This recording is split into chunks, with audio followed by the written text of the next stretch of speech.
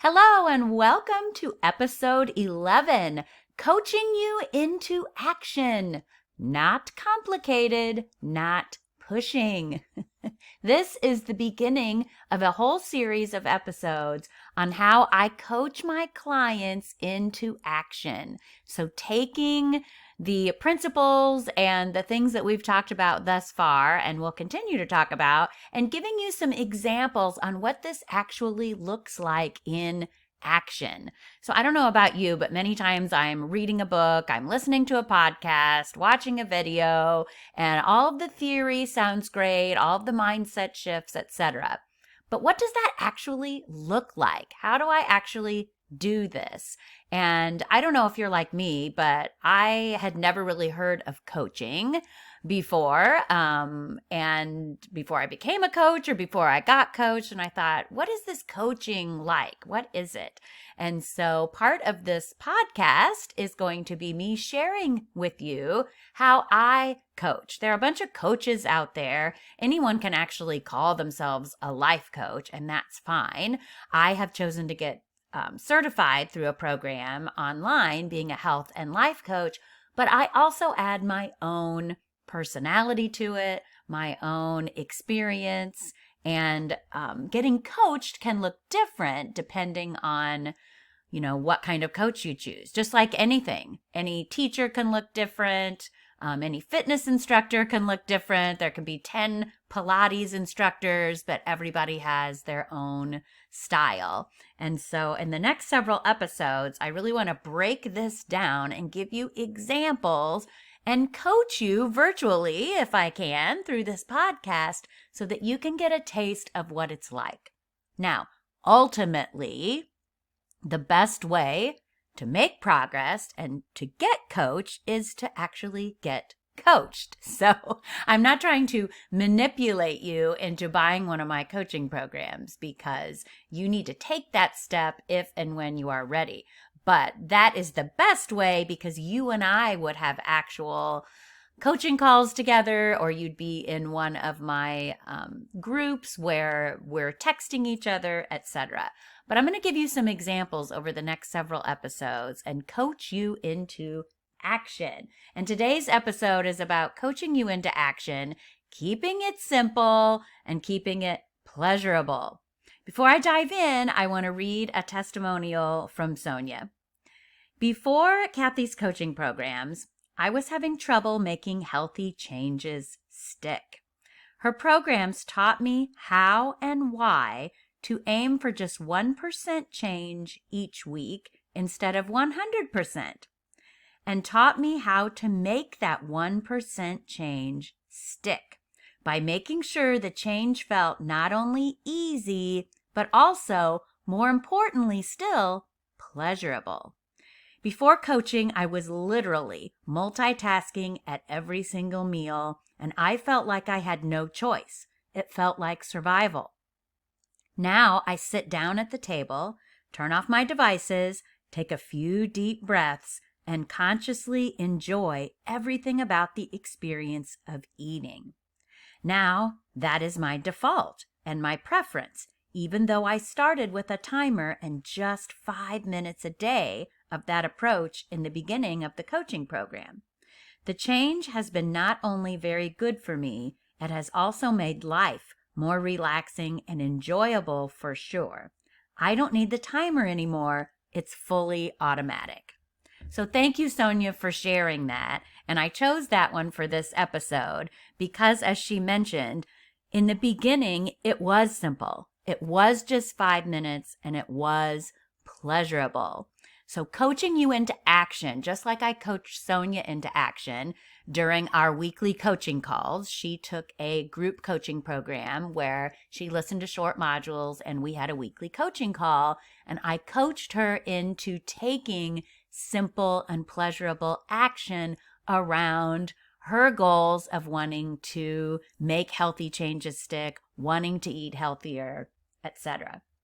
So let's dive in. Let's get you coached into action the best we can from a podcast. Healthier, more balanced living or good coaching starts with the question, What would a healthier, more balanced life look like in your own life? And I asked you to think about that in episode 2. And I'm asking you to do that again right now before I can coach you into action. So what would moving 1% closer to healthier look like in your own life? Would it be losing a few pounds, exercising more, eating less sugar, eating less processed food, having more energy, sleeping better, having fewer hot flashes? If you're at a certain age and stage, I've been there, by the way, yes, making lifestyle changes can really help balance your hormones and minimize the severity of menopause symptoms. And for the rest of you youngsters out there, doing all of those things for hormones is good at any age. Check out the Hormone Cure book by Dr. Sarah Gottfried. I have the Kindle version myself. Anyway, the books, the resources, they're all out there. We know that, right? But just you buying the Hormone Cure book or any of the other hundreds of books out there and reading it isn't going to necessarily get you to implement the strategies and actually feel better, right? I mean, seriously, you need coaching or at least some strategies from this podcast. And this is why I don't do too much recommending of specific books, etc., even though I do have all the books or many. So message me and I can share my favorites. But I want you to be able to implement what's in the books. I want you to be able to implement from all the information that you're reading out there. Not just read it, not just wish you had the results that the books are telling you, but to actually implement what's in the books so that you're not reading them and then putting back on your desk and feeling frustrated because you can't get the results. All right, back to moving towards a healthier, more balanced life. What would more balanced look like to you? So I gave you some examples. What would healthier look like for you? And you can think about what that means. What would a more balanced life look like to you? So what do you want? What would make you feel more balanced? Maybe feeling less stressed. Maybe having more time with self-care would help you feel more balanced. Maybe having more time with your spouse. Maybe having more time with friends and family would make you feel more balanced. Maybe working less over lunch or over the weekends would make you feel more balanced. Maybe a new work schedule or a new job even would make you feel more balanced. Trust me, I get that. I've had many jobs within the same career and then have actually changed careers. So it doesn't have to be that dramatic that like, okay, Kathy, I can't go out and get a new job right now. That's fine. What would have you feeling more balanced in your life around your current circumstances, even if you can't change your circumstances? What areas of your life need more balance right now? What areas of your health need more balance? Again, I'm talking about balance and not some extreme. And for me, just having that word balance in my vocabulary has been wonderful because, like I said, I was the extreme. There was no balance either way. It was either like I'm all healthy, trying to go in and eat nothing but kale all week, or, oh, I messed up, I'm all unhealthy and I'm just going to binge, Dairy Queen all week or whatever. So step 1 for you may be realizing that you actually can have more balance in your health and life. Like I've mentioned in previous episodes, it doesn't have to be all or nothing. So if you're not sure what healthier and more balanced means to you, let me offer a little exercise. If you're not sure, you can do something called the Wheel of Life. This is something I have people do sometimes when they're on a consult call for me, which, by the way, you can set up a free consult call with me anytime. Or when people are in a coaching program, I have them do this Wheel of Life. And what this is you draw a circle and you draw lines through it like spokes on a wheel. And each line you have, you write something on it, some area of your life. So You draw a circle, you put all these lines through it. It looks like a pie or really a wheel. And maybe on one line you write food. Maybe on another line you write exercise. Maybe on another line you write work. On another one, relationships, self-care, sleep, finances, etc. So you write all those areas, and then you're going to put a dot somewhere on the line to represent how satisfied you are with that area of your life. So a dot towards the outer edge is that you're feeling satisfied, relatively satisfied in that area. And a dot towards the middle is you're feeling a little less satisfied. And we just want to see, without judgment, where your wheel is maybe a little flat. And maybe that's an area of your life you want to focus on moving 1% closer to being satisfied. Now, we don't judge and get into that judgy, oh my gosh, I have to fix all this. And we don't choose like a bunch of areas to focus on. You choose one, maybe two. Now, the great thing about this is that even moving one area of your health and life to being a little more balanced or a little more satisfied will help get the other areas there too. And you've probably experienced this, right? If you start moving your body a little bit more, exercising a little bit more, then maybe you start also skipping that second sugary coffee for the week. And then maybe you're going to bed a little bit earlier. You start tipping the scale towards more balance in one area, and it's easier to do things in other areas. One of my instructors in my certification program said, how you do one thing is how you do everything. And this can be a good thing. Like I said, we start shifting in one area and other areas shift too. And I see this in both ways in my life, right? Whether I'm moving towards healthier and balanced or away from healthier and balanced, where I start to see how I do one thing as how I do everything. So for example, the holidays have always been kind of that extreme for me. I stop working out as much, and then I start eating more sugar. I'm staying up late, and everything starts affecting each area of my life. But the opposite is also true, right? When I start walking a little bit more, then I start eating a few more salads instead of pizza, and then I start going to bed a little earlier. So we don't have to tell our brain, okay, you have to focus on your food, your exercise, your relationships, going to bed, etc. Like, I need to just all of a sudden move all of that. Don't do that. You're going to freak your brain out and sabotage. How you do one thing is how you do everything. So don't look at your wheel and think, I have to work on everything. Pick one. Work on getting 1% balance and nurture that one area.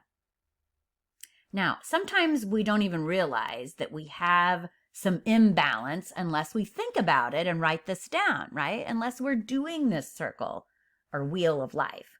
And that's another thing I love about coaching. It's an opportunity for you to sit with someone, your coach, and to honor that time for yourself, to have that time be set aside for you, to actually think about and process what is happening in your life. So on a personal note here, looking at my wheel of life, thinking about this, my husband is wonderful, and he's great about letting me try all of the things I try in my life. And if you know me, you know I'm usually juggling a lot of different things, like starting a business. This isn't my first business, by the way. I used to teach Zumba. I'm always either learning something, trying something new, and he's always so supportive and just stands by me. He's the strong, silent type. It's easy for me to start to take him for granted and not to nurture our relationship. And we've been married for decades. And so every now and then I need to check that spoke on my wheel at times and make sure that I have balance with that. And then take 1% action. I don't freak out and go, oh my gosh, my marriage is out of balance. We need to go to a whole retreat weekend and do all these things. Doing that is great and would be great, but I just need to be intentional about what's one simple thing I can do. Hey, ask him to go out to dinner with me, or let's spend some time together. So when you're identifying these things on your wheel, sometimes just writing it down and acknowledging each area can just help bring some awareness, not judgment, but awareness of these other areas of your life.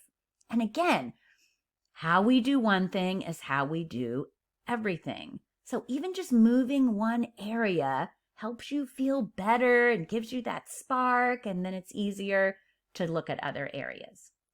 So I invite you to sit in these questions of your own wheel of life and to look with curiosity, not judgment, into balance.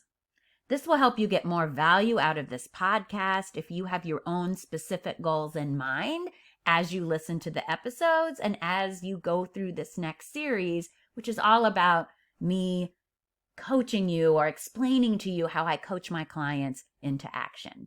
So again, as I mentioned, the best way to do this is to give yourself the gift of coaching and join a program where you have that call for yourself or you have that group.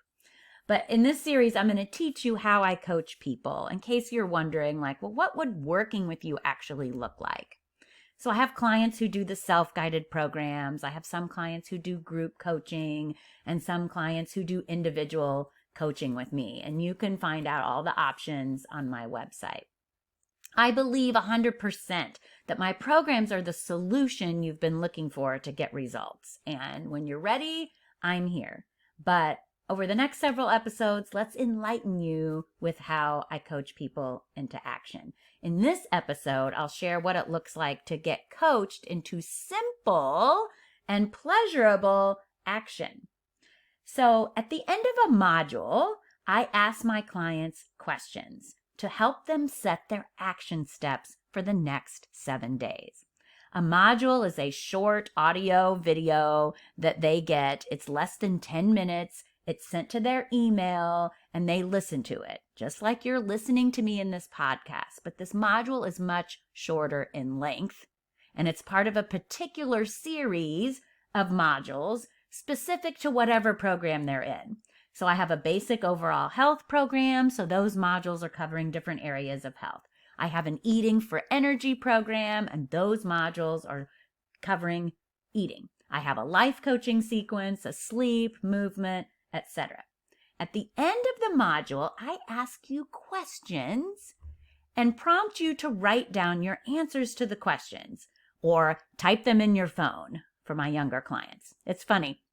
At my age, I think of, and clients that I coach that are my age are like, yes, I went out and bought a blank journal or a notebook or something that I can write down, my thoughts as I'm listening to your module, answer your questions, etc. When I coach younger clients, they remind me that, yes, not everybody wants the journal and the paper and they're writing it down. They're typing things into their phone. So I love coaching all ages. But whatever vehicle you use to actually jot down your answers or your thoughts. And also during this process, you're encouraged and invited to share some of your answers in our community texting app for that program you're doing. Or if you're doing individual coaching, you text me. Point being, you're answering questions and thinking about how to set yourself up for success. And at the end of a coaching call, I do the same. I ask you questions to set you up for success for the next 7 days that follow the call. I coach you into setting simple action steps. And most of the time, if you're left on your own, any of us, we tend to set complicated action steps, right? And then we get frustrated because we can't do them. And so in the beginning, I talked to you in this first series about the steps to take the right action and why it's important to take pleasurable action and simple action, because that's how our brain likes it and that's how we form habits. When we complicate the process, or when our brain perceives that it's complicated or that we're going to have to push ourselves, then it's harder to get results and experience success. So as my client, you trust me, and I've got you. We keep that action simple. And again, left on our own, we tend to complicate it. So just like in the testimonial I read from Sonia, I coached her She was saying, I don't have time to like eat for lunch. I'm go, go, go. I have to multitask. So by coaching her on the call, I help her set simple action steps.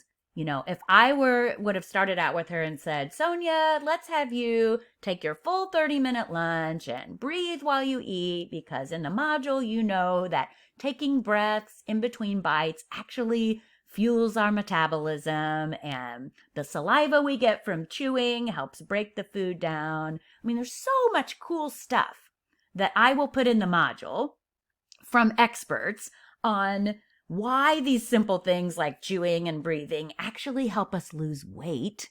So I give you little bits of information from the experts in the module, and then I coach you into how to actually do that in your life. But we keep it simple, right? So for Sonia, or anyone that's listening to that module, it's like, ooh, that's some interesting information, but I'm not going to try to go out and do it all right away. Let's keep it simple. Okay, I'm going to just set a timer for 5 minutes and do this. We're not going to complicate it. We're not going to get into all these complicated plans. So many of you may have eating a little healthier as an example of something that you want to do or maintain. And I think that's a great example, because when we start thinking about eating healthier, it's really easy to complicate that, right?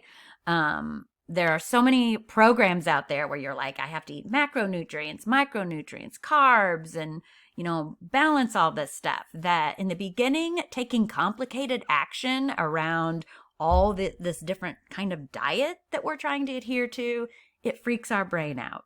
So for example, if you are wanting to eat healthier, maybe a simple step at the end of your coaching call or the module might be to notice a food that gives you energy this week after you eat it, or to notice a food that took away your energy after you eat it. So a lot of my coaching programs, my Eating for Energy one as well, helps you develop a healthy relationship to food, which is a whole other series of podcasts we'll do. But we get some of these simple steps from those concepts. So maybe another simple step might be eating an energy-giving food 2 days that next week. Maybe another simple step towards moving 1% closer to a little healthier might be reading a food label without judgment, but just being curious, reading that and looking at, oh, can I pronounce this chemical? What is this chemical I'm putting in my body? Again, no judgment, but we're keeping it simple. Instead of saying, oh, yes, I've read the research, I'm going to eat plant-based. Again, this could be your goal, not mine. I'm not telling my clients this is what your overall goal should be. I help you discover that. But some clients come to me and they may say, I want to start eating more plant-based and less processed food. And so I coach you on how to take simple, pleasurable steps for that. And maybe one of those might be that you read a label. Not that we're diving all into this complicated list of how you're going to start eating plant-based and get, plant-based protein. We can get to that, but we're starting out simple. Maybe another simple step is making one energy-giving meal for that week. So not a series of complicated steps, not a bunch of steps on, okay, here I go, I'm going to start eating healthy this week, so I have to do these 5 things. No, let's keep it simple. I know for me in the past, I've started this, yes, I'm going to do this new way of eating, etc. And when I tried to go too fast and make it too complicated, I couldn't stick with it.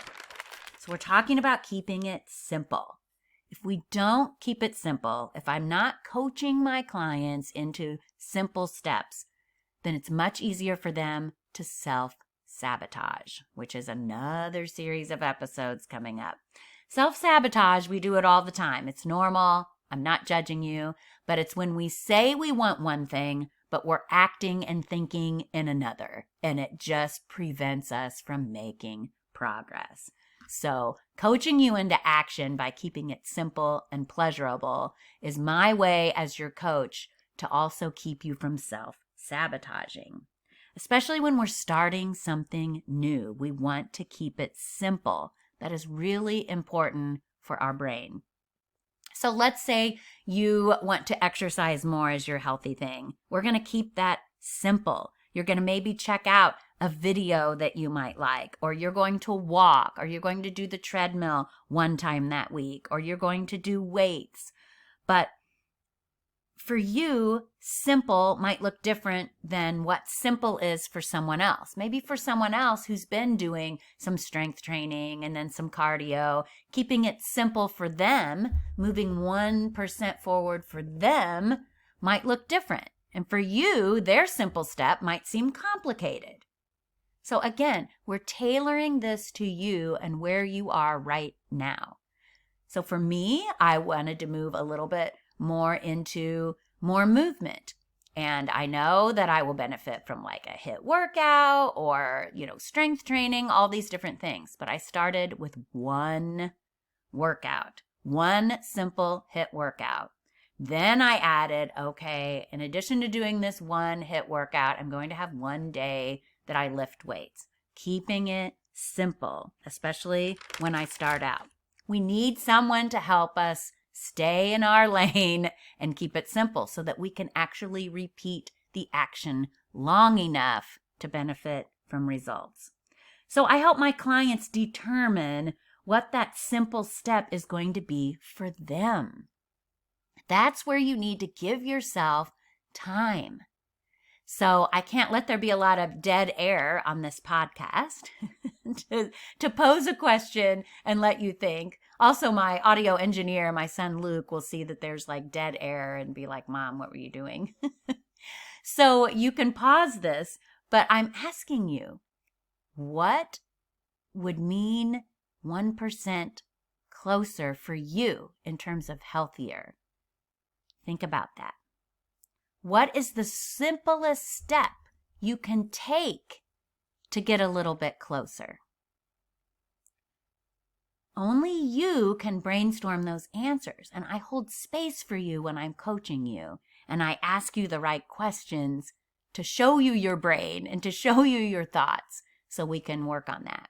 Now you can pause the podcast and give yourself time to think about that. The other piece of this is it has to be pleasurable, people. I promise you. And one of the things I find out most when I'm coaching my clients is we can come up with the simple steps and I can, coach them into we're going to do one simple step. But we need to keep it pleasurable. And we are so subconsciously wired to think that we're going to have to push ourselves to eat healthy, that it's going to be a grind, that I'm going to have to push myself, discipline myself to keep up these habits. I promise you that makes it harder. I have been able to take, I don't know, I think I'm up to like 17 or 20 clients that I have been able to take through real transformations because I got them out of this deprivation, pushing myself mindset. And it became pleasurable and sustainable. So watch your thoughts. Watch yourself on that belief that you probably have that you're going to need to push yourself a little bit. That's not going to help you develop habits. So I coach my clients at the end of the module, at the end of the call, with what is pleasurable. So we come up with a list of simple actions around the goal. And I can tell by their voice, I can tell by their responses whether they're really thinking this is pleasurable or not. If it sounds pleasurable for you to make the jar salad, then do it. If that doesn't sound pleasurable for you, but you think you, quote, should make the jar salad because that's what other people are doing or that's what the book says, no. If you have to feel like you have to push yourself and it's not pleasurable, you're not going to be able to sustain it. My job as your coach is to help us come to the conclusion of what is actually pleasurable for you around eating healthier. What is pleasurable? So stretching for someone when I was on a group coaching call was a pleasurable movement. And during the course of our call and asking questions, my client was like, oh my gosh, I forgot how much I used to love stretching. Does that count as movement? Yes, of course, stretch. Then another person on the call was like, no, I really love to do workout videos. That's pleasurable for you. Then don't try to do the stretching that the other person said is pleasurable for them. Do what's pleasurable for you. Now, you might be sitting here thinking, Kathy, there's nothing about exercise that seems pleasurable for me. I just have to push myself to get on the treadmill or just push myself to do the Pilates. And while I understand what you're saying, let's associate it with something pleasurable.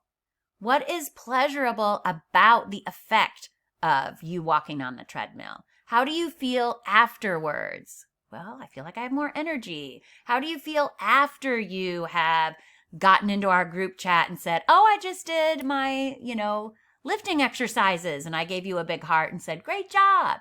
That was pleasurable for you. So then you start associating pleasure with that action, which I talked about this in a previous episode. So when I'm coaching you into action, I'm making sure that before we end the call, we've landed on an action that's pleasurable for you, that seems doable, that you're either associating with pleasure or that you feel good about. We're keeping it simple and pleasurable. Sonia started out with, okay, it does not sound pleasurable for me to try to take my whole lunch to eat. That's just not what I'm used to. That's not pleasurable. Let's do 2 minutes. Okay, that's simple. That seems pleasurable because I'm still going to be able to get all my other things done. For that 2 minutes, I can watch some 2-minute funny video that I like. That's pleasurable. What my clients don't realize is that taking that simple, pleasurable act over time and reporting to me that they completed that simple and pleasurable act week after week after week, after about 6 or 8 or 10 or 12 weeks, that has a phenomenal domino effect on that action and on other areas of your life where, just like Sonia said, now I don't even need to use the timer. Now I take a full 30 minutes for lunch. Doing that, breathing, I have more energy, I feel better. My whole life is better because of that. But guess what? It started with one simple step that was pleasurable.